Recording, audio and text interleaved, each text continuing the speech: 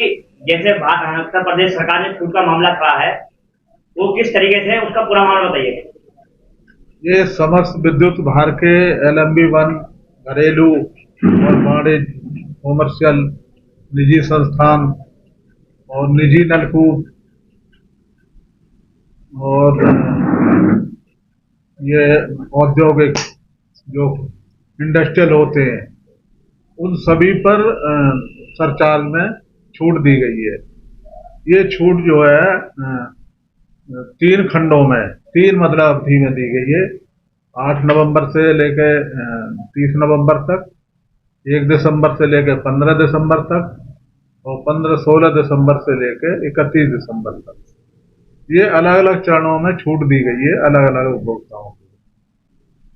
एक जो ये 1 किलोवाट के जो कनेक्शन है लाइफ लाइन के, उन पे जो है 100% छूट दी गई है। अगर 1 नवंबर से 30 नवंबर तक देते हैं, चाहे 15 नवंबर, चाहे 1 दिसंबर से लेकर 15 दिसंबर तक भी अगर वो करेंगे तो उनको 100% ब्याज के अंदर।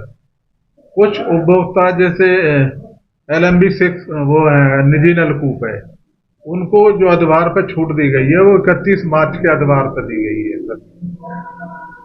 उनको भी अलग अलग अवधि 3 खंडों में दिया गया।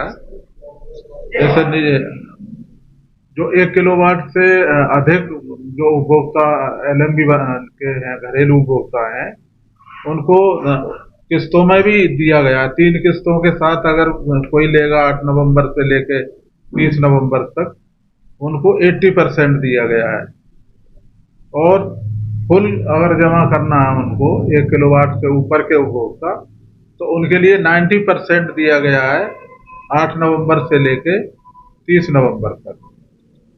और 1 दिसंबर से लेके 15 दिसंबर तक उनको जमा करना है तो 80% छूट है। इस तरह से अलग अलग खंडों में छूट दी गई है।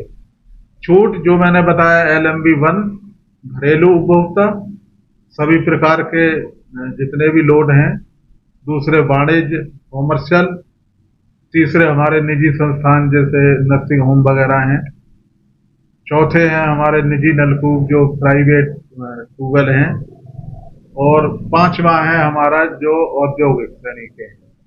औद्योगिक श्रेणी पे 50% छूट दी गई है, उन पे 100% छूट नहीं दी गई।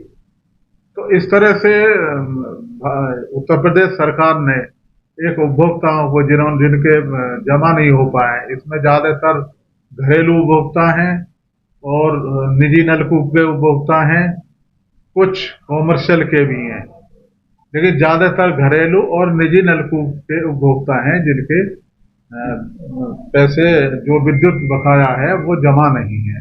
तो उनको इसमें काफी लाभ होगा और समय से वो रजिस्ट्रेशन करा सकते हैं।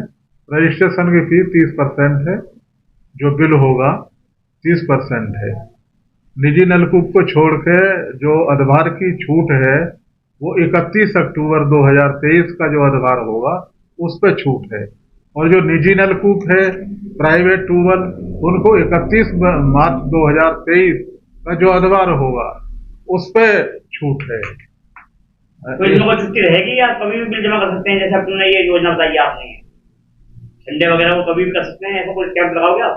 हाँ, कैंप लगाएंगे, गाँव में कैंप लगाएंगे।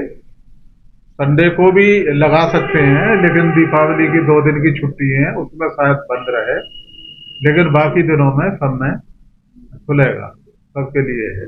अभी वो कैंप और हम मुनादी भी करवा रहे हैं इसके लिए, और आप लोगों का भी सहयोग छूट का लाभ ले सकें।